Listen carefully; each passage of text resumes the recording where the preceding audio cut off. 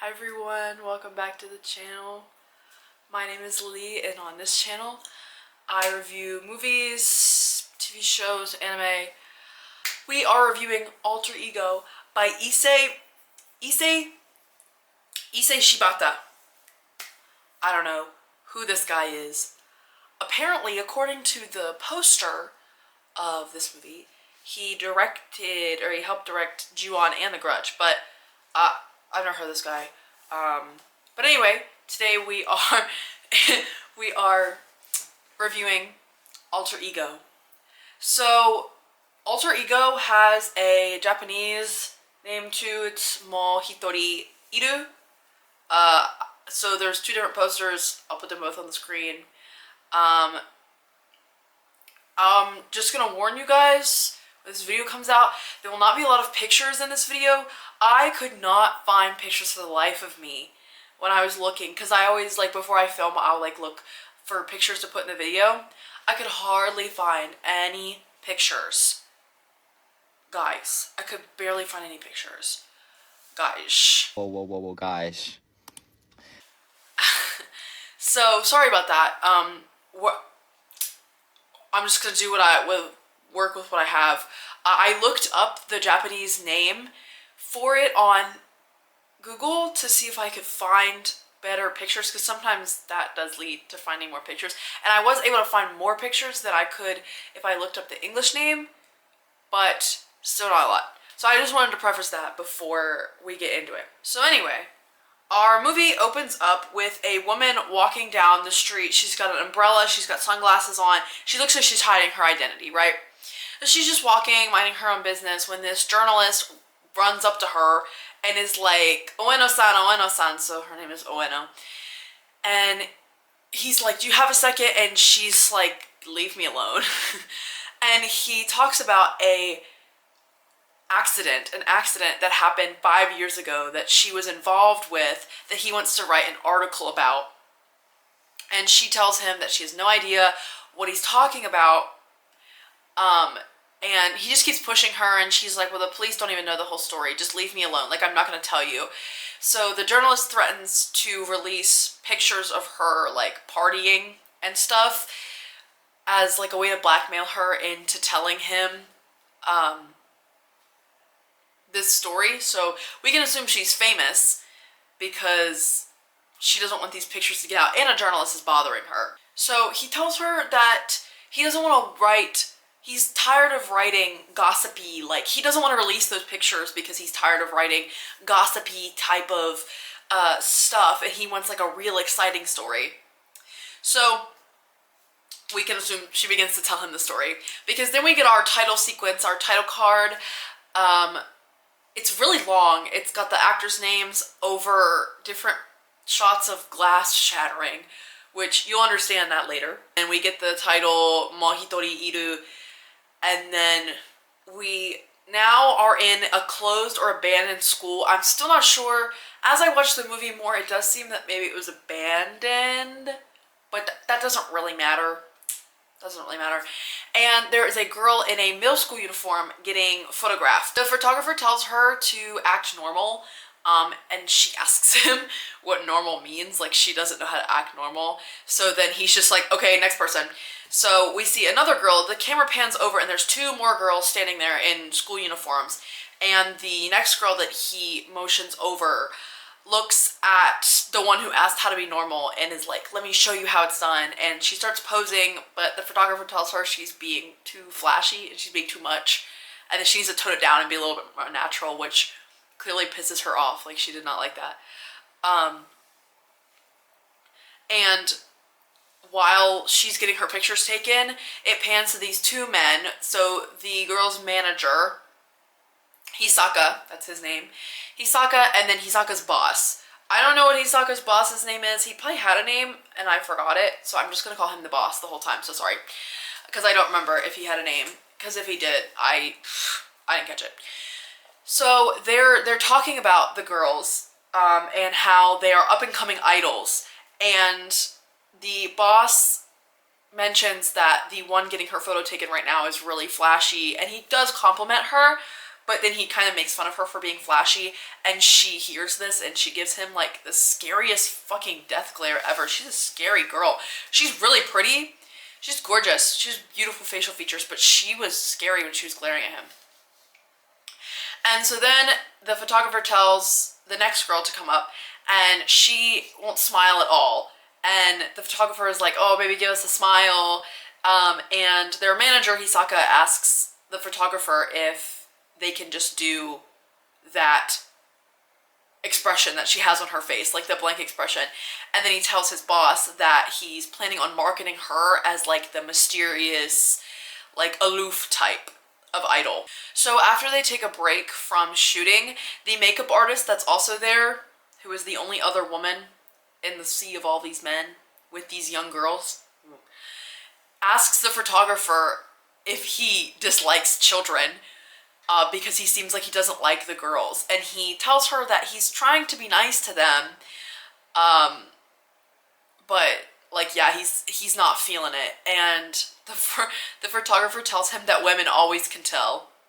So I think that's funny. And behind them is Hisaka and the boss, and they're talking about how they have the responsibility of molding these girls into basically a fake personality that will go over well with fans and will be like attractive to fans. And the boss says that he wants more pure girls instead of flashy girls because he thinks there are too many flashy idols in the industry, which is gross. This movie, because it's about the idol industry a little bit, you can see really how gross people get in this industry.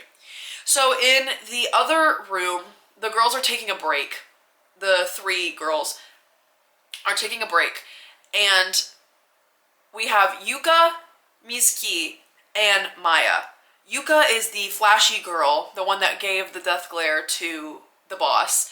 Mizuki is the one who asked how you act normal, and she is the main character. And then Maya is the one that wasn't smiling and is supposed to be marketed as like this aloof one. So they're all sitting in this classroom, and Yuka and Mizuki are complaining about the heat. And Yuka says that she wishes they were actually shooting in a real studio instead of this abandoned school because there's no air conditioning in this school. And Mizuki says that there was never any air conditioning in schools anyway, and Yuka shoots back and says, well, there was at my school, you lived in suburbia, so you went to like a public school, and yeah. And Mizuki says, oh, of course, you had air conditioning, you were a princess. So then Yuka holds up these two mirrors, because Yuka is very vain. She likes to look at herself in the mirror all the time, so she has mirrors on her. Trust, she got them strapped. And she holds up two mirrors to face each other, and she's like, did you ever hear this in school where if you hold two mirrors up to each other, a demon can pass through them? If you move the mirrors away from each other, now the demon is allowed to live and manipulate things in the real world.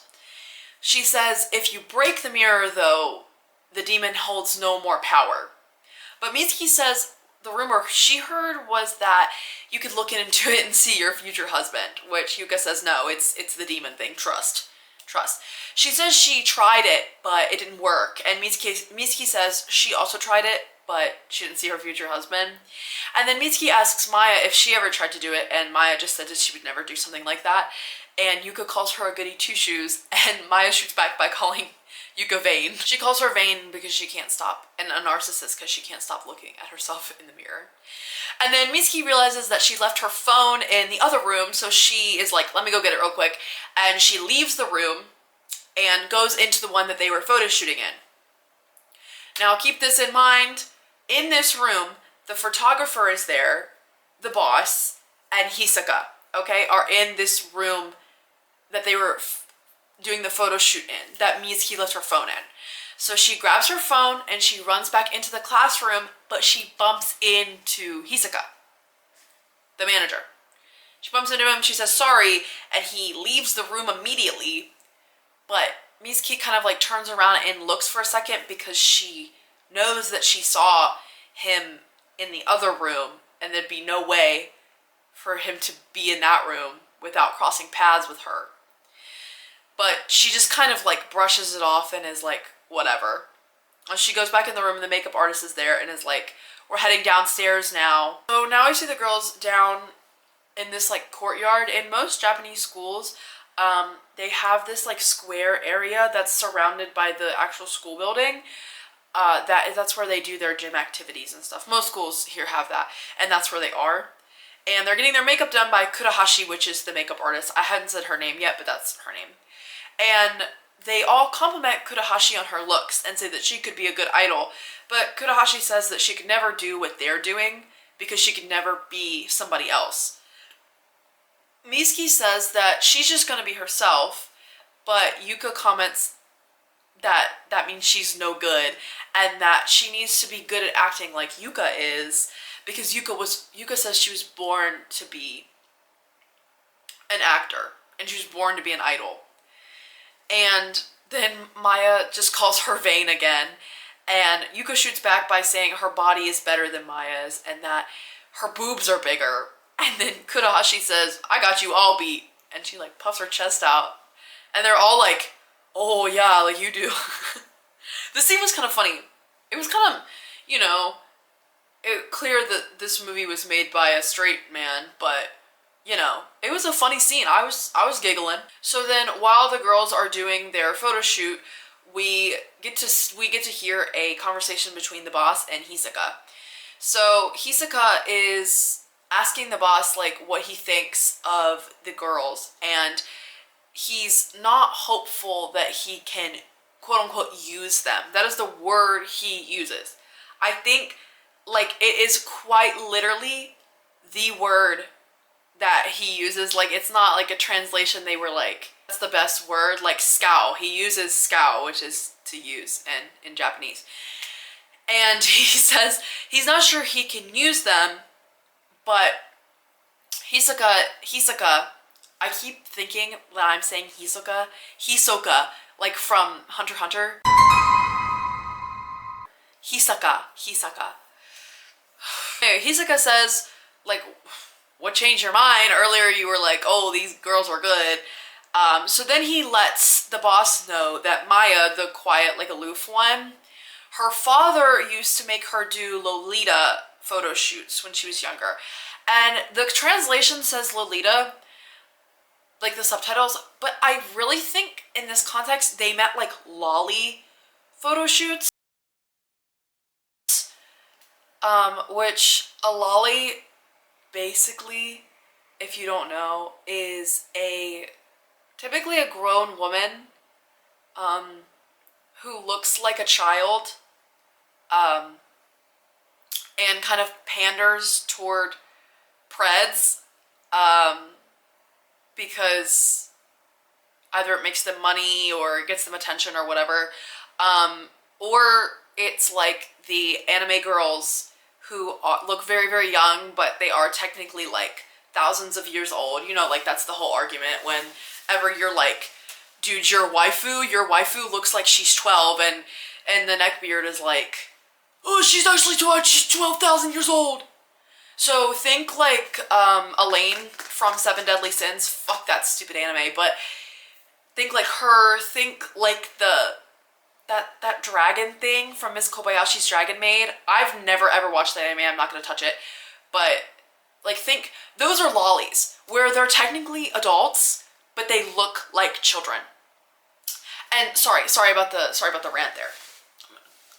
Sorry about the rant. I just needed to get that out of the way and give some context. I think that he was making her do lolly photo shoots. So like, because she's young, yes, so she's not technically a lolly because she is actually a child, but putting her in sexual situations, basically. Because Lolita, I think, like, if we're talking about the style, I don't think they would be so excited about these pictures. Because when Hisaka tells the boss that, he's like, no way, like that's so good, like we could definitely use her for this and then sell her to a pimp afterward. After we market her as an idol, and she gets popular, we can sell her to a pimp. So yeah, I hate the boss and low-key Hisoka because he's just kind of like, yeah, let's exploit these young girls. Because he says at the beginning of the movie that they are all middle schoolers. Like, they're not just posing in these outfits, they are middle school girls. So anyway, the boss asks Hisoka if he wants these pills. He like pulls out these pills and he asks if he wants some. And Hisoka is like, what are these? Like, I've never seen this before. And the boss is like, everybody knows what these are. And then he pops a couple, closes his eyes, and then when he opens his eyes, Hisoka is gone. So he walks up to Kurahashi, the photographer, and the three girls, and he's like, where did Hisoka go? Like, he was just next to me literally a second ago. And Mitsuki says, well, I saw him behind the photographer, and I saw him behind the photographer and Kurahashi like a second ago, and the boss is like, that's not possible. Like, he was just right next to me. And then he says, oh, he's gonna die. Like, he just straight up says that. He's like, he's gonna die because he saw his other self. And so he starts talking about how there's another self, and everyone's just kind of like, what are you talking about? And then they point out, oh, he's right there. And we see Hisoka walking into the building, into the school. So the boss follows him and is walking through the school when the real Hisoka runs into him screaming. He won't tell the boss what's wrong. He's just freaked out.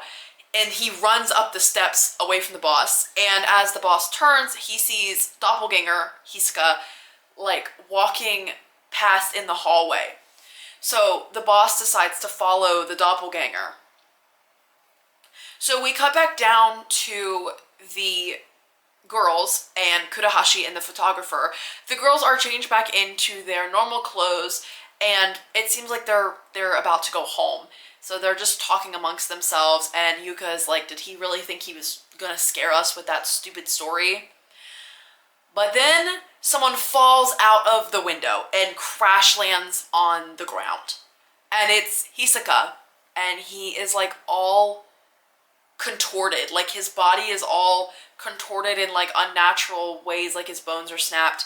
His face is like contorted in this, you know, the smudge thing in like different, you know, painting apps and stuff and drawing apps where you smudge it and it like brings something that it looks like they took the smudge tool to his face basically. And when the photographer looks up, he sees the boss like glancing down, and so obviously he comes to the conclusion that the boss pushed Hisoka out of the window. But the boss comes down and tries to tell them that there was another one of Hisoka and he had to kill him. But I actually think that the doppelganger killed Hisoka before he fell out of the window, so I don't know. But they don't believe him, obviously, because the photographer looked up and saw that he was standing there. So obviously the first thing that's coming to mind is that you pushed him out of the window and you killed him. So the photographer is trying to reason with the boss, and he's like, listen, like, we have to call the police. There's a body here. Like, whether or not you did it, we have to call the police. There's a body. And the boss is like, no. And he pulls a knife on them and forces them to go upstairs, and he traps them in a classroom and threatens them and takes their phones and smashes their phones so that they can't call for help. And then he leaves the classroom, and he doesn't lock it though, but we see that he's just sitting outside of the classroom in the hallway, mumbling to himself and like looking back and forth. So the movie cuts, and eventually Kurahashi checks again to see if he's out in the hallway, and we see that he's gone now. So she tells them to wait here and she's gonna go get help. The photographer tells her that he should go instead, but she tells him to stay and watch over the girls, which, I mean, we learn later that he's a great guy, the photographer, but if I was a woman, if I was a grown woman, I would not be telling the grown man to stay in the room with the 3 middle school girls who are scared shitless because they just got a knife. They just watched a guy die and then got a knife pulled on them by an old dude. Like, they're very vulnerable, and I don't, whatever. So he's like, okay, fine. And she leaves and she like runs down the hallway. And while she does that, the three girls go look outside and they see Kurahashi walking into the school, which, remember, not possible. So Mizuki is like, Kurahashi is outside, like I just saw her outside. And the photographer doesn't believe her. And low-key, the other two are not backing her up, even though they also saw Kurahashi go into the school. So the camera cuts back and we see Kurahashi walking through the school. And somebody walks behind her, her doppelganger, and she turns around but she doesn't see anything. So she walks up the steps to a bathroom because she hears the door shut inside. And when she goes inside, all the stalls are open apart from one. One is closed. So she walks toward it to investigate, and it opens and her doppelganger is there. So she's staring face to face with her doppelganger. And while she does, she screams, which the girls and the photographer can hear in the other room. And they don't immediately go investigate because I think he is like, damn, I do gotta stay with these girls to protect them, but like what's going on out there? So the camera cuts back and we see Kurahashi is basically just being contorted. We can hear her bones snapping, like her jaw dislocating. The effects are horrible. The effects are horrible in this movie. It was made in 2002. The effects are really fucking bad. But we can hear her bones snapping and her like limbs contorting in different ways and her face and contorting, and she's dead. Okay, she just died. So eventually the photographer is like, yeah, I've heard enough screaming. I need to go see what's going on. So the bathroom that she died in is literally right next to the classroom that they were in, it literally shows her running through the school. Why did she go back to the bathroom? But whatever, whatever. He opens the door and he sees her completely contorted on the ground, and he screams and falls backwards, which prompts the girls to come over and see what he's looking at, and they also scream and like look away. And then Maya comments, oh, it's probably because she saw her other self. And Yuka gets mad at her and is like, obviously it's the old man who did this. It's the boss who did this. And just as she says that, the old man comes barreling down the hallway, swinging his knife around, so they flee. And they get separated from Yuka. So the photographer, Maya, and Mizuki hide in one classroom and Yuka hides in another one. So after the coast is clear, we see the photographer, Maya, and Mizuki walking down the hallway because they're looking for Yuka. And they walk into a room and they hear something.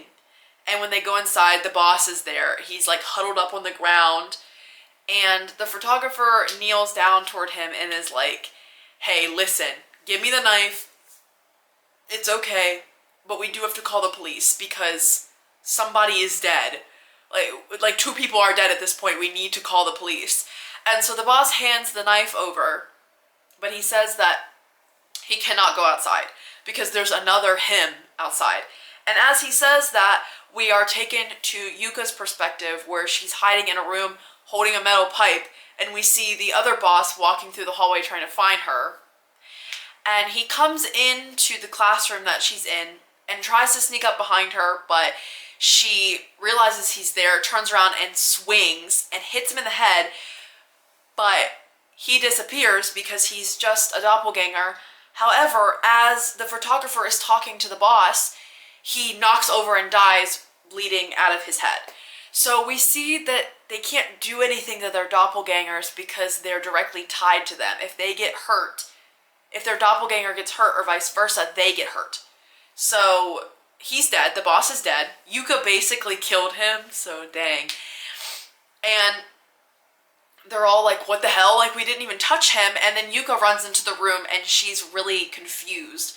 She's like, how is he in here? I just hit him, but he disappeared. Like, everybody's just really confused. Mizuki is starting to, like, be convinced of this doppelganger stuff. She's like, what if that was his other self? Like, what if he saw his other self? Or what if that was his other self? And the photographer yells at her to shut up. and tells her that she's speaking like nonsense and that this is just like a really bad situation. And so he's like, come on, we need to leave. We need to get out of here. So we get a couple shots of them walking through the school, like different shots of them walking through the school. In the last shot, we see them walking down the steps, and it's the photographer, Maya, Yuka, and then Mizuki. Mizuki's in the back. But as Mizuki passes the camera, we see another Yuka behind her. And then all of a sudden, that Yuka, the doppelganger one, manipulates time, which is something I guess the doppelgangers can kind of do. She manipulates the time, and we see that she has separated Mizuki from the others. So Mizuki's like, what the hell, like where did everybody just go? They were just in front of me. And she turns around and fake Yuka is staring at herself in the mirror really weird. So she's like, Yuka, are you okay? And then Yuka turns to look at her and her face is contorting. So her eyes are getting larger, and then they're getting smaller, and her face is getting loud. It's like rippling, basically. And she says, everything's okay, but her voice is distorting. It's going from like high to low, and she's like, everything is fine, there's nothing wrong. And then she rolls her head back, but like in reverse. So it's like that. So it's like normally it would be like that, but it's like, sorry, that's the best impression of it. Which Mizuki's like, what the fuck? Like, this is not what's going on. And then Yuka just, fake Yuka just walks off. And then we see that the others have realized that Mizuki is missing. And they're like, well shit, now we gotta go find her. So they're looking around for her, they're calling for her.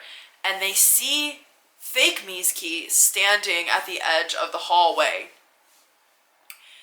And they're like, oh, that's weird. But then Maya turns around and real Mizuki is there. But real Mizuki is like, get away from Yuka. Get away from Yuka, something's wrong with her. And Yuka's like, what the hell are you talking about? And she's like, you're the fake. But then Yuka says, well, we just saw your fake too. Which kind of makes Mizuki be like, what? So then she's like, well, let's look in a mirror, because weird stuff happened when the other Yuka looked in the mirror. So they all kind of argue for a second about looking in the mirror, but they all eventually do it, and each of them look in the mirror, and everything is fine for a second, but then Maya's face starts contorting. So they realize that she is a fake, and they run away. They run away from her, and they get separated. So while they're separated, the photographer is seemingly with Mizuki, but when he turns around, her face is contorting. So he actually got separated with Mizuki's fake. This scares him, and he slaps her across the face, which the camera cuts abruptly to real Mizuki, and her face kind of like goes like that because she felt the slap as well, because again, they're interlocked with each other. And she felt the slap and she's like, what the hell was that? But the photographer falls down in shock because he realizes this is Mizuki's doppelganger. And she starts laughing and rapidly nodding her head up and down to the point where it's like blurring, while her laugh goes in between like a very high-pitched one and like a normal one. Like it's trying to mimic a human's laugh. And this, I will say, this movie so far was like disappointing me because it wasn't very scary and the effects are fucking terrible. But this part was scary. It was freaking me out. Like, it was scary. And then her mouth gets stuck. The doppelganger's mouth gets stuck like wide open, like jaw all the way like down here. Which the photographer is freaking the fuck out, which me too, king. And all the while her mouth is like stretched all the way open. It's making this like stuttering noise. You know, like when especially with old computers, like very old computers, like 2006 computers, you know, like when you would click a tab you'd click X on a tab and it would be frozen and it wouldn't, but it would keep making that noise. That's what it sounds like. That's what it sounds like. Which, to be fair, this movie was made in 2002, so it might have been that noise. But it's making that noise, and she closes her jaw and, like, relocates it, because it dislocated it, and so she, like, relocates it. Then she starts laughing again and, like, nodding her head up and down, and, like, it's blurring. And then she runs away from the photographer, but in reverse. So she's, like, running like this, but backwards. It was scary. It was freaky. Like, it was freaking me out. And it's the only part, really, in the movie that ever freaked me out. They did a good job. So the photographer is just kind of like stunned for a second, and then we see where Yuka is. She's just walking through a staircase, and she hears her own voice calling her name. So she turns around, and her doppelganger is there. And instead of being afraid, Yuka smiles. Because, right, Yuka is vain, right? She's a narcissist. Which, I mean, she's a teenage girl, so it's like, I'm not gonna persecute her or anything for being vain. But I think that's what it's saying, is like, she's not afraid of her other self because she likes looking at herself. So she allows her doppelganger to touch her, like it grabs her around the waist, just as the real Mizuki and the photographer come into the room. So I guess they had reunited, and they come into the room just as they watch Yuka get folded basically in half, her bones broken, because she saw her doppelganger, and her doppelganger touched her. So that's basically what happens when you see your doppelganger, or if they touch you or whatever. It seems in this movie your bones just get hella twisted and contorted. So, that's what happens. They watch her get all contorted. Mizuki freaks out, but the photographer is like, yeah, we cannot stay here. As Yuka falls to the ground and is literally folded in half, her doppelganger crouches over her and starts giggling and like points at her and then disappears. Because once the real person is dead, the doppelganger disappears because there's nobody for them to copy anymore. It's not really that they're trying to take over anybody's lives. Like, I feel like some other movies, when there's doppelgangers, they're trying to take over their lives, right? Like Us or something like that. But in this case, they're just kind of wreaking havoc to wreak havoc. Like, they just want to kill their other self. They don't want to take their place. Because every single time, when Kurahashi died, when Hisaka died, and when the boss died, their doppelgangers immediately dispersed into the air. So that's what happens to Yuka's doppelganger. Jesus. Anyway, so the photographer is like, yeah, let's get the fuck out of here. But then Mizuki's like, we need to find Maya first. I'm not leaving her. Which, girl power, love to see it. So they're running through the hallway looking for Maya, and they find her in a room, and she's all huddled up, and she's crying, which is the first time we've seen any emotion from Maya. And she apologizes to them. She's like staring in a mirror, and she apologizes to them, and she says this is all her fault. Ask her, like, how is it your fault? Like, what are you talking about? And she says that she was the one who summoned the doppelgangers. And then she, like, won't really elaborate, which pisses the photographer off, and gets kind of aggressive with her, which Mizuki defends Maya and is like, hey, she doesn't like to be forced to do stuff. Like, leave my homegirl alone. And so he backs off, and Mizuki is like, remember the promise I made to you, like, I'm never gonna leave your side, just please tell us what happened. So Maya is like, girl, I love you, and they hug each other, and then Maya tells them a couple months ago, she did the thing where you put the mirrors together, but she had heard that if you do it, you see a smiling face in one of the mirrors that will grant you any wish you want. So Maya wished that the person she hated the most would die, which was her stepfather, the one who made her do the photo shoots when she was a child. And then Maya says he actually did die. But then after that, anyone that she thought of in a negative way started to die. So that's why she wasn't showing any emotion, because she didn't want to kill anybody, basically. But during the day today, when she was doing the photo shoot, she was reminded of when she was a child and she was being abused by her stepfather and forced to do all these sexually explicit shoots as a child, and it made her think that she wanted everybody, including herself, to disappear. So that's why the doppelgangers are here, trying to kill everybody. Mizuki reassures her that nobody blames her, but they do need to get out of there. But Maya says no. She just tells them to run and leave her there. Which then the photographer is like, listen, I'm not about to leave you guys here. I'm the adult in this situation. I'm not about to leave 2 children here. So they seem pretty moved by his words, and they all stand up with him. He offers his hand to both of them. They stand up, and we finally learn his name because Mizuki asks his name. And his name is Yamazaki. So Yamazaki holds Mizuki's hand, and Mizuki holds Maya's hand, and he's like, hold your hands tight. We're gonna get out of here. So they start running through the school, and everything seems okay for a moment. But as they run out in the courtyard, Yamazaki runs into his doppelganger, which this is the first time he's seen his doppelganger in the entire movie. We're almost done with the movie at this point. This is a pretty short movie. It's like an hour movie. We're probably about 30 minutes in right now, 35 minutes in. And he runs into his doppelganger. It's the first time he's seen it, and he's like, shit. But he remembers the knife that he had from the boss, that he took from the boss, so he takes it out, he stabs his doppelganger. But remember, if the doppelganger gets hurt, so does the real person. So actually, he has just stabbed himself, like, right in the freaking heart. And he collapses on the ground and dies.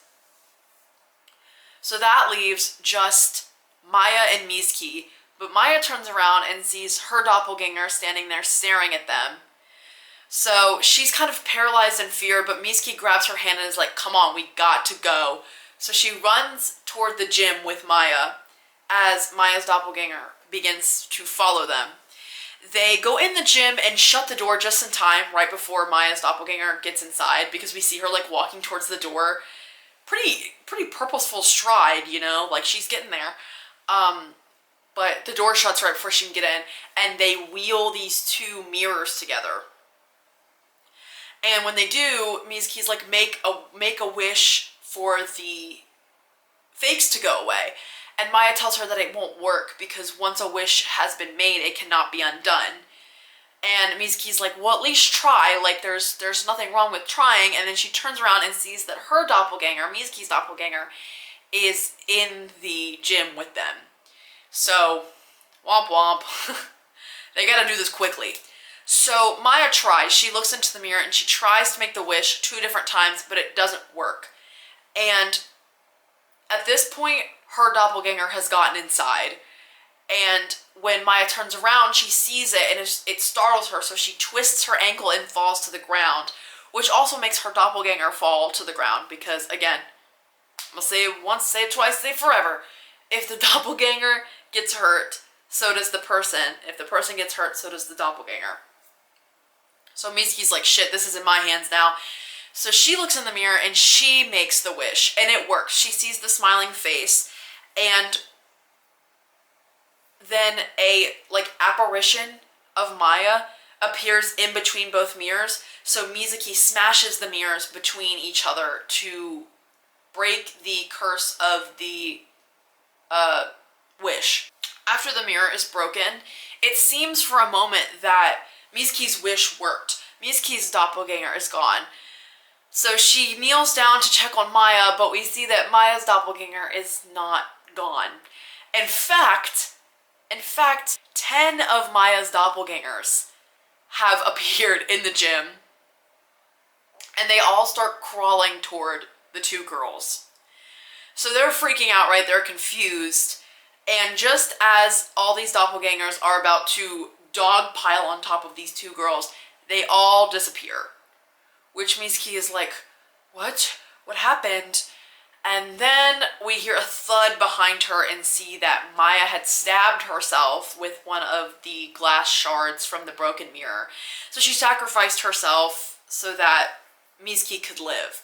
So Mitsuki holds her in her arms while she's dying, and Maya thanks her and says that she's sorry before dying in Mitsuki's arms. It's very sad. They were like low-key lesbians, which is perfect because it's Pride Month. Starting Pride Month off good. Not really though, because it's doomed Yuri, isn't it? Yeah, it's unfortunate. Anyway, Mitsuki stands up and she just kind of has this like blank expression on her face because girl has been through hell. Everybody is dead. She's the last one standing. And she leaves the gym and we get a wide shot of her in the courtyard and we see Yamazaki's just dead body just chilling right in front of her. And then we cut back to present day and we see that Ueno, the one that the journalist was talking to in the beginning, is Mitsuki 5 years later. And the journalist is like, that is not true. That movie was not, that story was not true. And she was like, no, it was true. It was true. And he kind of threatens her again, which I'm like, she just told you everything you wanted to know. Why are you threatening her again? But he threatens her and he's like, do you really, like, I'm going to quote you on this. Do you really want this to be your own words? He says, what would the public think if a really popular idol was heard spouting all this nonsense? And Mitsuki just continues to tell him, like, it's the truth. And he says, okay, I'm going to write the story then. I'm going to write it. And the movie ends with him walking away and Mitsuki watching him. And then she whispers, go die. And we see his doppelganger show up, the journalist doppelganger show up. And the last shot of the movie is Mitsuki smiling. Roll credits. Roll credits. Okay. So, what did I think of this movie? I liked it. I think it was fun bad. There were a couple things I didn't like about it though. Unfortunately. The acting was not great from everybody. The acting from Yuka's actor was good. The acting from Maya's actress was good.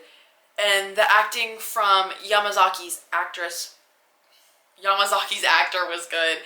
And the boss's actor was good. But the girl who played Mitsuki, she could not hold facial expressions at all, and it was really bothering me. Scenes where she was supposed to be really emotional, she's really blank-faced, and I was like, this is really taking me out of it.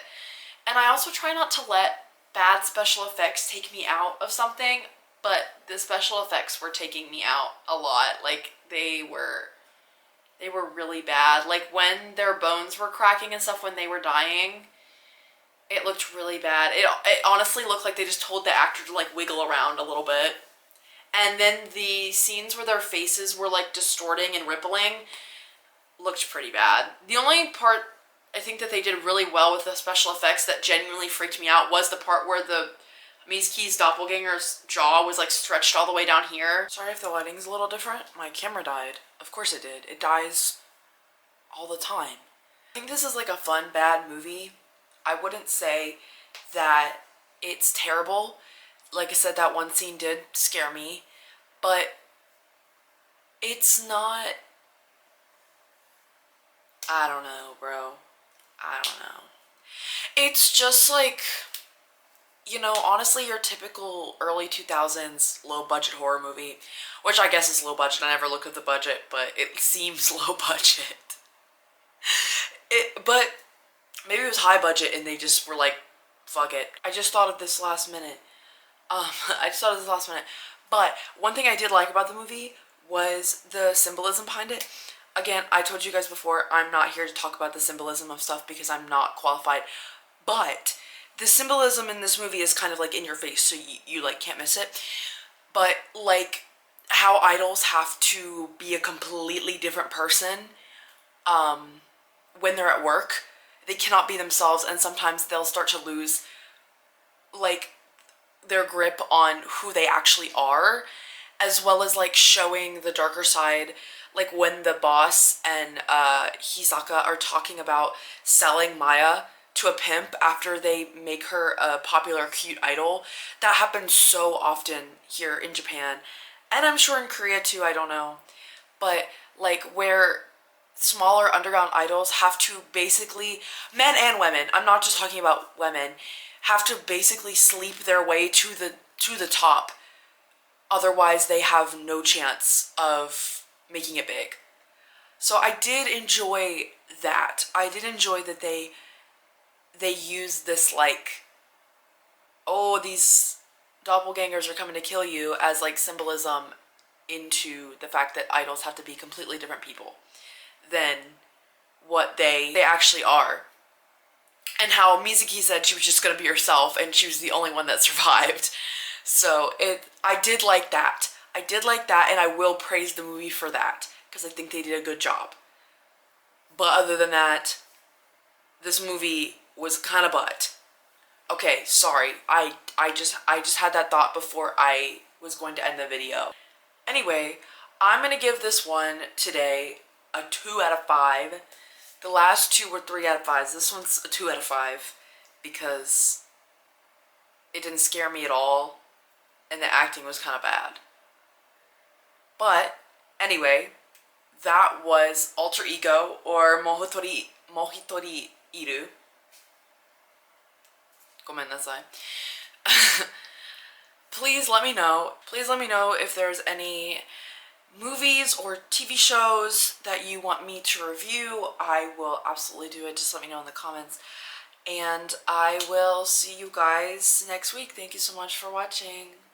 Bye.